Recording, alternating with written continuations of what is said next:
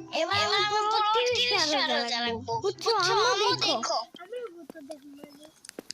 ইয়ামিন বাবা চল ছাদে যাই। আজকে শাবান মাসের শেষ দিন। যদি আজকে চাঁদ দেখা যায় তাহলে কাল থেকে রমজান। সত্যি আম্মু, আমরা চাঁদ দেখতে ছাদে যাব। আম্মু, আমি সবার আগে চাঁদ দেখবো। চলো এখনই। কইরে আমি চাঁদ তো দেখি না, আকাশে খালি মেঘ আর মেঘ। আমার এই ৫,০০০ টাকার বাইনোকুলার কি তাহলে ধোকা দিল? আরে ফয়সাল তুই থাম তো, তোর ওই সস্তা দূরবীন দিয়ে পাশের বাড়ি ধান দেখতে যাচ্ছে সেটাই দেখা যায় না। আর আকাশে চাঁদ দেখা যাবে তো সাইডে তো আমি একটু ঠিক মতন দেখি তো আমার চোখে অনেক পাওয়ার আছে। রমজানের চাঁদ বলে কথা। মামা, আমি তো খালি চোখে দেখতে পাচ্ছি না। তোমার ফালতু দূরবীন নিয়ে তুই কি দেখো? আব্বু, আজকে কি চাঁদ হবে না? কালকে কি রোজা শুরু হবে না? একটু ধৈর্য ধরো বাবা ইয়ামিন, রমজানের চাঁদ দেখার একটা আলাদা আনন্দ আছে। এই যে সবাই মিলে আমরা ছাদে দাঁড়িয়ে আছি আকাশের দিকে তাকিয়ে, এটাও কিন্তু একটা সুন্নত জানো। আর ফয়সাল তুই দূরবীন নামা, চাঁদ উঠলে ওই পশ্চিম কোণেই দেখা যাবে, এজন্য দূরবীন লাগে না। ওই তো দেখো ওই যে চিকন একটা সুতোর মতন আলো। রমজান মাসে চাঁদ দেখা গেছে। আলহামদুলিল্লাহ। আসলে তো আকাশে খুব সুন্দর একটা পাকা চাঁদ উঠেছে। ওই আপু চল নিচে যাই, সেই বন্দোবস্ত করে। আব্বু, কাল থেকে রমজান মাস শুরু। একদম ঠিক বলেছিস বাবা ইয়ামিন। আমাদের নবীজি সাল্লাল্লাহু আলাইহি ওয়াসাল্লাম বলেছেন রমজান মাসের প্রথম 10 দিন হলো রহমতের বা আল্লাহর দয়ার দিন। আর এই 10 দিনে আল্লাহ তার বান্দাদের উপর অঝোর ধারায় রহমত বর্ষণ করে। পরের 10 দিন হলো মাগফিরাতে ক্ষমা, শেষের 10 দিন হলো নাজাত জাহান্নাম থেকে মুক্তির জন্য। আরে ভাই ইয়ামিন, তুই কি জানোস এই মাসে কত বড় অফার চলে? দুনিয়ার কোনো সুপার শপে তুই এমন মেগা ডিসকাউন্ট পাবি না, বুঝছো? মানে কি মামা? রমজান মাসে কি দোকানে জিনিসপত্রের দাম কমে যায়? ইয়ামিন, তোমার মামা দুনিয়াবি অফারের কথা বলছে না বাবা, সবের অফারের কথা বলছে। রমজান মাসে যে কোনো নফল বা সুন্নত আমল করলে এটা ফরজের সমান সওয়াব পাওয়া যায়। আর একটা ফরজ কাজ করলে অন্য সময়ের চেয়ে 70 গুণ বেশি সওয়াব পাওয়া যায়। আল্লাহ আমাদের আমলনামায় লিখে 70 গুণ? তার মানে আমি যদি 1 টাকা দান করি, আল্লাহ আমাকে 70 টাকা দানের সওয়াব দিবেন। আমি যদি একবার সুবহানাল্লাহ বলি, সেটাও 70 বার সমান হবে। আর শোন ফয়সাল, তুই যে সারাদিন আমার সাথে তর্ক করিস, এই রমজানে কিন্তু সেই তর্কের গুণা 70 হবে। সাবধান, আমার সাথে কিন্তু বেয়াদবি করবি না। আপু, তুমি যে আমাকে কথায় খোঁচা মারো, এটাও কিন্তু 70 গুণ হবে। আর রোজা রাখা তোমার এই বক বক সহ্য করাটাও আমার জন্য একটা বড় জিহাদ। আমি এটার জন্য 70 গুণ সওয়াব পাবো। হইছে থাম। তোরা এই রহমতের চাঁদের নিচে দাঁড়িয়ে কি ঝগড়া করবি? চল সবাই নিচে যাই। এশারের আজান দিবে একটু পর। প্রথম তরবে আজ মসজিদে যাওয়ার প্রস্তুতি নিতে হবে। সম্মানিত এলাকাবাসী, আসসালামু আলাইকুম। সবাইকে পবিত্র রমজানের শুভেচ্ছা। পশ্চিম আকাশে রমজানের চাঁদ দেখা গিয়েছে, তাই আমরা আজকে রাতে সবাই সেহরি করব ইনশাআল্লাহ। আর আজকে রাতে ইশার পরে তারাবির নামাজ পড়ব।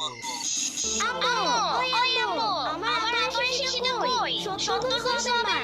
একটু ভালো করে আদর মেখে মসজিদে গেলে সওয়াব বেশি বাড়বে, তাই না? এই তো আমার লক্ষ্মী ছেলে। এই নাও আতরের শিশি। আমার ছেলেটা এখন অনেক বড় হয়ে গেছে। আই ফয়সাল, তুই কি যাবি মসজিদে নাকি আমার পেট ব্যথা ধরে ঘুমিয়ে থাকবি তোর রুমে? আপু, তুমি আমাকে কি ভাবো বলো তো? আমি হলাম একদম পাক্কা নামাজি। দুলাভাই চলেন আজকে 20 টাকার তারাবি একদম ফার্স্ট কাতারে দাঁড়াবো। 70 গুণ সওয়াব। আমি কি হাতে করতে পারি? ফার্স্ট কাতারে দাঁড়ানো আমার খুব ভালো করে জানা আছে ফয়সাল। 4 রাকাত করেই তোকে আর পিছলে কোথাও পাওয়া যায়। পেছনের কাতারে গিয়ে বসে থাকি। চল ইয়ামিন, আজ আমরা বাপ ছেলে একসাথে পাশাপাশি দাঁড়িয়ে নামাজ পড়ব। দুলাভাই, ইয়ামিন তো ছোট মানুষ। 20 টাকার নামাজ একটানা পড়তে পারবে ও? খুব কষ্ট হবে। হ্যাঁ, কষ্ট তো হবে, কিন্তু ওর তো এখন থেকে মসজিদে যাওয়ার অভ্যাস করা দরকার। রহমতের মাস, মসজিদে গেলে দুলাভাই, ইয়ামিন তো ছোট মানুষ। 20 টাকার নামাজ একটানা পড়তে পারবে ও? খুব কষ্ট হবে। হ্যাঁ, কষ্ট তো হবে, কিন্তু ওর তো এখন থেকে মসজিদে যাওয়ার অভ্যাস করা দরকার। রহমতের মাস, মসজিদে গেলে ওর মনটাও শান্ত হবে, ভালো কিছু শিখবে। আম্মু, আজকের পরিবেশটা খুব সুন্দর। আর কেমন যেন ঠান্ডা বাতাস বইছে। আর আজকের রাতটা আমার কাছে খুব ভালো লাগছে। মনে হচ্ছে আল্লাহ তাআলার রহমত এখনই আমি অনুভব করতে পারছি। হ্যাঁ বাবা, এই মাসের অনেক তাৎপর্য। কিরে ইয়ামিন, মুখটা এমন শুকনো শুকনো কেন? ফয়সাল কি তোর চিমটি মারছে নাকি? মুখটা এমন মলিন কেন রে বাবা? আপু তুমি সবসময় আমাকে সন্দেহ করো কেন বলো তো? আমি তো নিজেই আজকে ফুল 20 রাকাত করছি। তো ভাগিনা তো দেখি আজ আক্ষরিক অর্থেই ফুপিয়ে কাঁদছিল মসজিদে। আর ভাগনার মনোযোগ তো অনেক লম্বা ছিল। কি হয়েছে রে ইয়ামিন? কি বলিস? ইয়ামিন কান্না করেছে? কি রে বাবা? নামাজ পড়তে তো কষ্ট হয়েছে? পায়ে ব্যথা পেয়েছিস? নাকি 20 রাকাত নামাজ পড়তে তোর অনেক ক্লান্ত লেগেছে? তুই তোর বাবাকে বলতে পারিস নাই? আমি তো আগেই বলেছিলাম আমার ছেলেটা এখন ছোট, ওকে নিয়ে যেও না তুমি কষ্ট করে। না ও কোনো শারীরিক কষ্ট হয়নি। আমিও খেয়াল করলাম ইমাম সাহেব যখন মোনাজাত করছিলেন ইয়ামিন হঠাৎ করে কাঁদতে শুরু করলো। আমি মসজিদ থেকে আসার পর জিজ্ঞেস করলাম কিছুই বলে না। কি হয়েছে বাবা ইয়ামিন? আমাদের বলো। না আমার নামাজ পড়তে একটু কষ্ট হয়নি। আসলে মসজিদে যখন সবাই একসাথে নামাজ পড়ছিল আর ইমাম সাহেব যখন মোনাজাত করছিল তখন আমার খুব ভালো লাগছিল। কিন্তু আমার একটু ভয়ও লাগছিল। ভয় লাগছিল মানে কি রে বাবা? মসজিদে কিসের ভয়? ভয় না সাম্বা, আব্বু যে সাথে বললো এটা রহমতের মাস। আল্লাহ নাকি এই মাসে সবাইকে ক্ষমা করে দেয়। সবাই দিকে দয়া দৃষ্টিতে তাকান। নামাজে দাঁড়িয়ে হঠাৎ আমার মনে হলো আমি তো সারা বছর কত দুষ্টুমি করি। আমার কথা শুনি না। মামার সাথে উল্টাপাল্টা ভিডিও বানাই। আব্বু বকা খায়। আরে ইয়ামিন ওগুলো তো আমরা মজা করে বলি রিলস বানানোর জন্য। এর জন্য কি আল্লাহ রাগ করবেন নাকি? আমি জানি না মামা, কিন্তু ইমাম সাহেব যখন মোনাজাত করছিল আমার মনে হচ্ছিল আল্লাহ যেন আমার সামনে আছেন এবং আমাকে দেখছেন। ঠিক তখনই হঠাৎ করে আমার ভিতর থেকে কান্না চলে আসে। এই ভেবে যে আমি কত দুষ্ট। আল্লাহ কি তার রহমতের ছায়া আমাকে দিবেন আর আমি যদি এই রমজান মাসে ঠিকমতো রোজা না রাখতে পারি, আমি যদি সবুজ সওয়াব না পাই, আমি তো অনেক ছোট। আমি তো বড়দের মতো কোরআন তেলাওয়াত করতে পারি না। ঠিকমতো মনোযোগ করতে পারি না। আল্লাহ কি আমার কথা শুনবে? বাবা ইয়ামিন তুই তো আমাকে কাঁদিয়ে দিলি রে। শোন বাবা আল্লাহ সবার চেয়ে বেশি দয়ালু। তুই তো ছোট মানুষ, তোর তো এত গুনাহ নেই। তুই যে এতটুকু বয়সে আল্লাহর কথা ভেবে কাঁদছিস, তোর এই এক ফোঁটা চোখের পানির দাম আল্লাহর কাছে এই দুনিয়ার সব সম্পদের চেয়েও বেশি। আমার ছেলেটা কত বড় হয়ে গেছে। তুই কাঁদছিস কারণ তোর মনে আল্লাহর প্রতি ভালোবাসা আর ভয় দুটোই আছে। এটাই তো আসল ঈমান রে বাবা।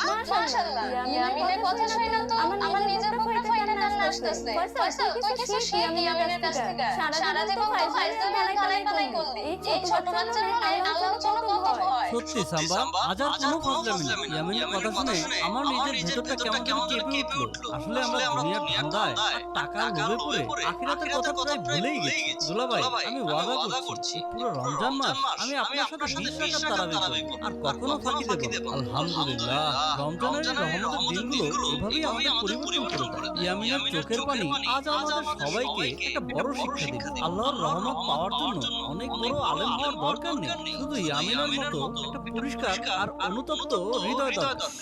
তো বন্ধুরা তোমরা কে আজকে তারাবি করেছো সেটা কমেন্ট করে জানিয়ে দিবে। আর প্রথমবার তারাবি পড়ার অনুভূতিটাও জানাবে।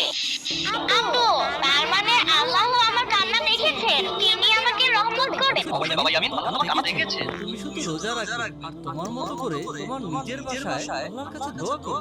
আল্লাহ সব শুনেন সব বোঝেন। এই রহমতের মাসে তোমার সব দোয়া কবুল হবে বাবা ইনশাআল্লাহ। চলো ইয়ামিন অনেক রাত হয়েছে, এবার ঘুমাতে যাই। শেষ রাতে সেহরি খেতে হবে। কাল থেকে ইয়ামিনের জন্য খুব রোজা শুরু হবে। সাম্বা তুমি ভুলে গেলে কিভাবে? এটা তো আমার প্রথম সেহরি হবে। আম্মু ওই আম্মু আমি কখন সেহরি খাইতে উঠবো? ইয়ামিন তুমি ঘুমিয়ে পড়ো, এখনো সেহরির সময় হয়নি। সময় হলে আমি ডেকে দেব তোমাকে। আচ্ছা আম্মু। সম্মানিত এলাকাবাসী সেহরি খাওয়ার সময় হয়েছে, উঠে সেহরি খেয়ে নিন। উঠুন।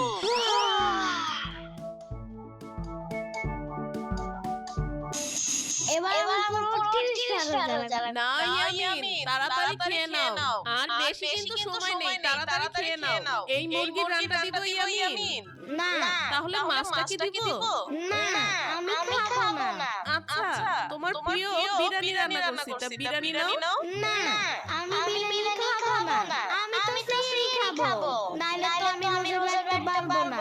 আমি সেহরি খাবো। ইয়ামিন এটাই সেহরি। না এটা সেহরি না, আমি সেহরি খাবো। তোমরা আমার কোনোদিন সেহরি খাও নাই, তাই আমি সেহরি আরে ইয়ামিন এটাই তো সেহরি মানে রোজা রাখার উদ্দেশ্যে ভোর রাতে আমরা যে খাবারটা খাই সেটাকেই সেহরি বলা হয়। তাহলে আম্মু আমার বিরিয়ানিটা দাও। সেহরি খাওয়ার আর মাত্র 10 মিনিট বাকি আছে।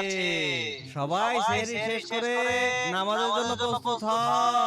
এবার আমার 30টা রোজা রাখবো। বুঝছো আম্মু দেখো। আচ্ছা ঠিক আছে দেখবনে 30টা রোজা রাখো না একটা রোজা রাখো তারপরেই দেখা যাবে। আর মাত্র 4 মিনিট বাকি আছে। খাইলে খান না খাইলে নাই। আজান দিয়ে লামু। ইয়ামিন তাড়াতাড়ি বিরিয়ানি খাওয়া শেষ করো। শুনলাম না আর 5 মিনিট সময় আছে। তাড়াতাড়ি খেয়ে নাও। আজকের বিরিয়ানিটা খুব ইয়ামি হয়েছে। এই সালাদ আরে খাওয়া শেষ এখন সালাদের খবর নিয়ে আসছে। সেহরি করার আর মাত্র 3 মিনিট বাকি।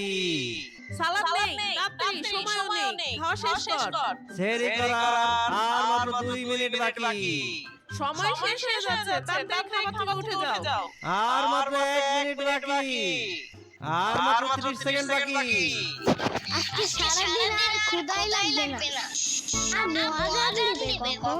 একটু পরেই আজান দিবে ইয়ামিন। আম্মু আজান দেয় না কেন? একটু পরেই তো আজান দিবে। একটু পর কি হয় না আম্মু? আরে একটু পর আজান দিবে।